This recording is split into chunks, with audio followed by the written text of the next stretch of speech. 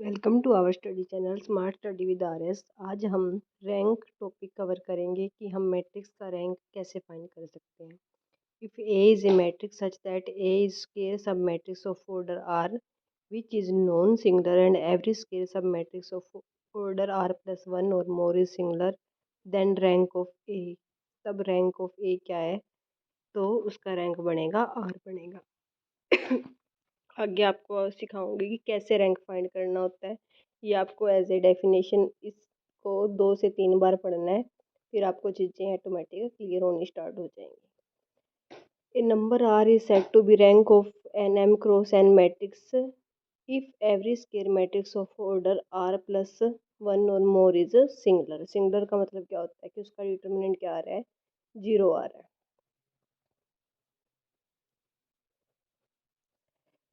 Eight least one square sub matrix क्या बोल रहा है डेफिनेशन में? At least one square sub matrix of order are which is non singular. एक matrix दे रखी है अपने को, find its determinant and rank. देखो, इस क्वेश्चन से आपको रैंक का टॉपिक अच्छे से क्लियर हो जाएगा। सबसे पहले तो हमें मैट्रिक्स का डिटर्मिनेंट फाइंड करना होता है। मैंने डिटर्मिनेंट फाइंड कर लिया। मेरा डिटर्मिनेंट क्या आया? नॉन जीरो आया। मेरा डिटर्मिनेंट क्या आया? नॉन जीरो आया। इसका मतलब मैं इसका रैंक फाइंड कर सकती हूँ। ठीक है, मैं रैंक फाइंड कर सकती हूँ, तो मैंने रैंक फाइंड करना स्टार्ट किया। अगर डिटर्मिनेंट नॉट इक्वल टू 0 है तो इसका मतलब इस मैट्रिक्स का रैंक कितना है? 3 है। अगर मेरा डिटर्मिनेंट इक्वल टू 0 आ जाता, अगर डिटर्मिनेंट इक्वल टू 0 आ जाता तो फिर मैं क्या करती? फिर मैं इसकी सब मैट्रिक्स बनाती। सब मैट्रिक्स मतलब कि लास्ट वाली रो या जिसमें 0 0 बन रहा है उसको छोड़ देते हैं। जैसे इससे सब मैट्रिक्स 2/2 की बन रही है, इनसे 2/2 की बन रही है, नीचे वाले दो से 2/2 की बन रही है, फिर इनसे 2/2 की बन रही है, तो इनका डिटर्मिनेंट फाइंड करती। अगर इनका डिटर्मिनेंट नॉट इक्वल टू 0 आ जाता है तो इसका मतलब उसका रैंक कितना हो जाएगा? 2 हो जाएगा। कितना हो जाएगा? 2 हो जाएगा। अगर सब मैट्रिक्स का रैंक भी 0 आ जाता है तो फिर रैंक क्या होएगा? तो 2/2 की है तो उससे छोटा क्या बनेगी? उससे छोटी तो मैट्रिक्स बनेंगी नहीं, तो 1/1 की बनेगी, तो उसका रैंक कितना हो जाएगा? 1 हो जाएगा।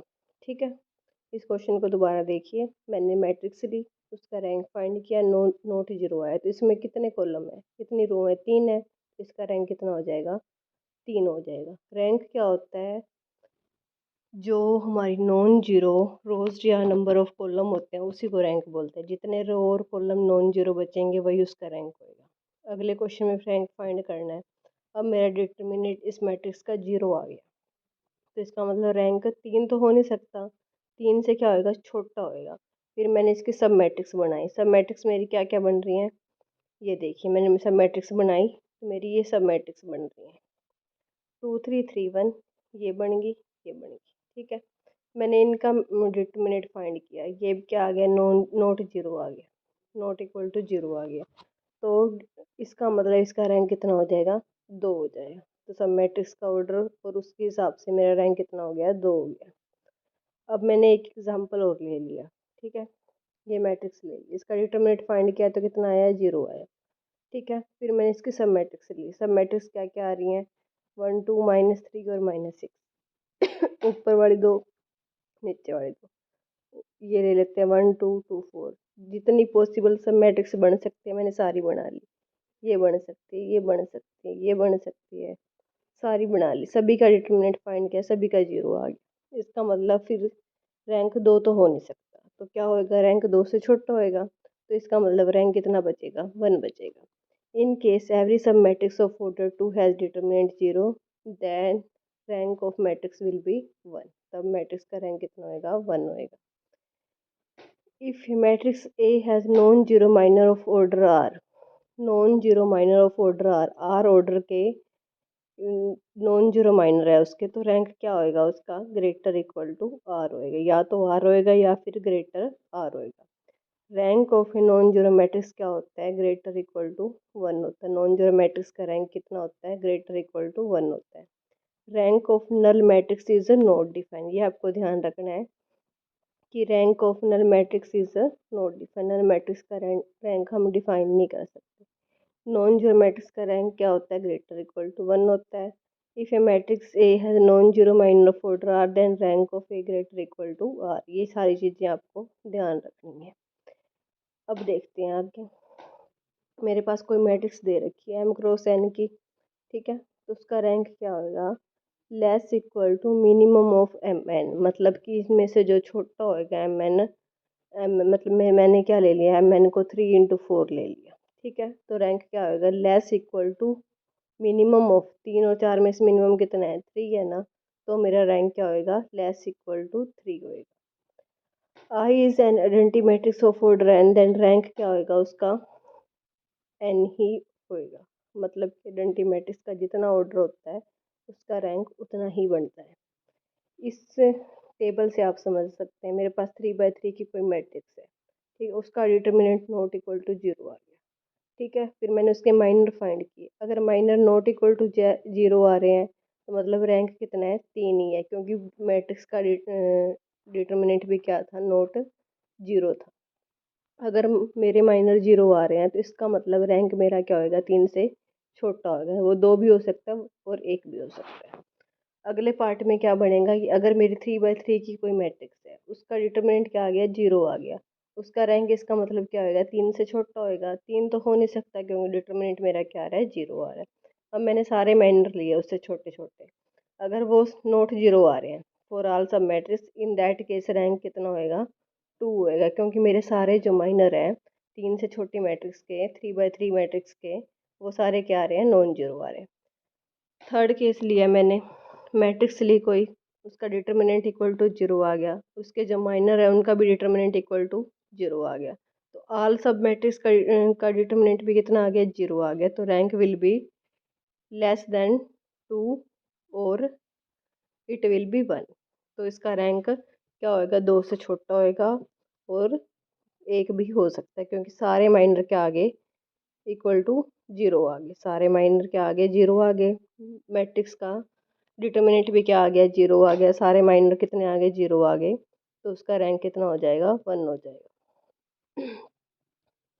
ये दोबारा से कंसेप्ट आ गया भाई, जो मैंने आपको पहले डिस्कस किया था।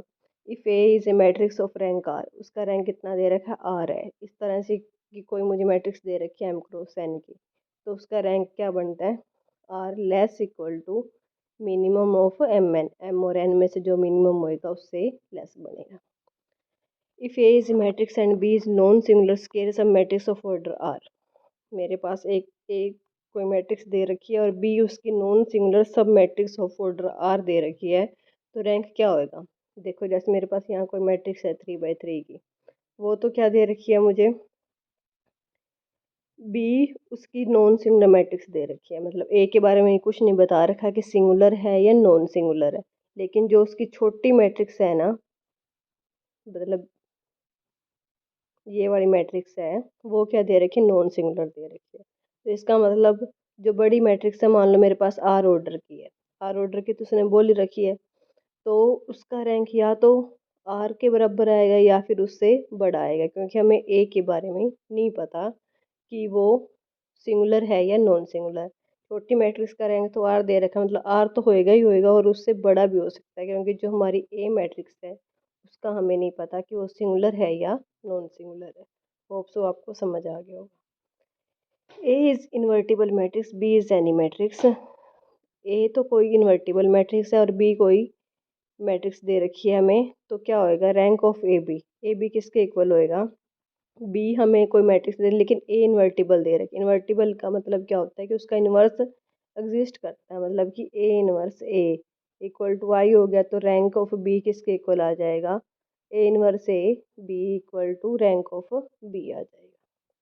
Rank of a matrix remains unaltered by multiplying that matrix with invertible matrix, किसी भी मैट्रिक्स को अन्य मैट्रिक्स से मल्टीप्लाई करने पर उसके रैंक में कोई भी चेंज नहीं आता, वो क्या रहता है, अनचेंजेबल रहता है। अगर मैंने कोई, मेरे को मैट्रिक्स दे रखी है, उसको किसी से कांस्टेंट से मल्टीप्लाई कर दिया तो उसके रैंक में कोई भी चेंज नहीं आता। अगर मेरे पास पहले रैंक था मैट्रिक्स का 3 और मैंने उसको ए से मल्टीप्लाई कर दिया और ए कहने का नॉन सिंगुलर मैट्रिक्स है, मतलब कि डिटर्मिनेंट नॉट इक्वल टू 0 है, तो ए बी का रैंक भी कितना आ जाएगा, 3 आ जाएगा।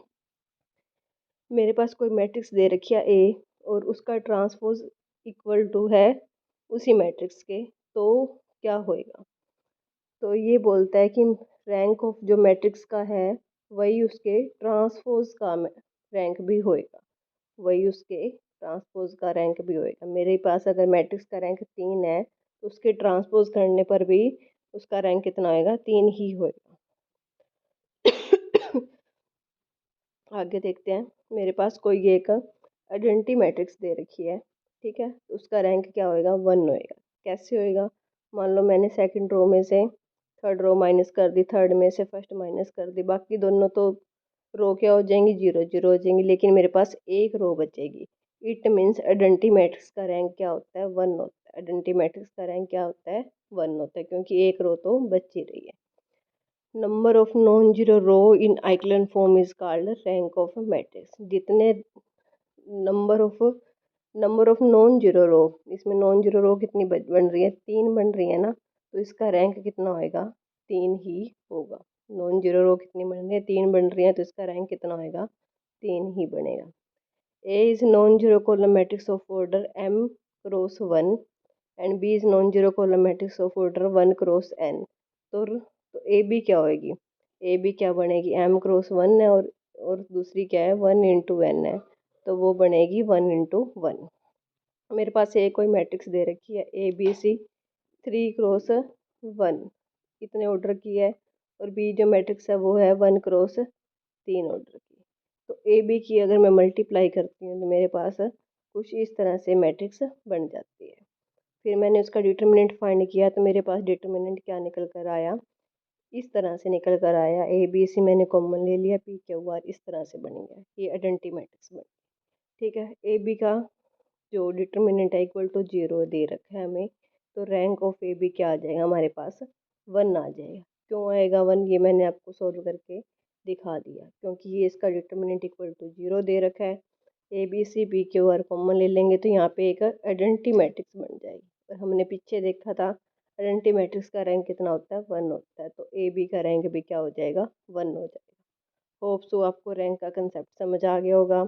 ये एक छोटी सी वीडियो थी, इसमें से मोस्टली एग्ज़ाम में एक क्वेश्चन पक्का आता है रैंक फाइंड करने का, तो आपको इसकी ज़्यादा से ज़्यादा प्रैक्टिस करनी है और बार बार वीडियो को देखना है, आपका कंसेप्ट क्लियर हो जाएगा।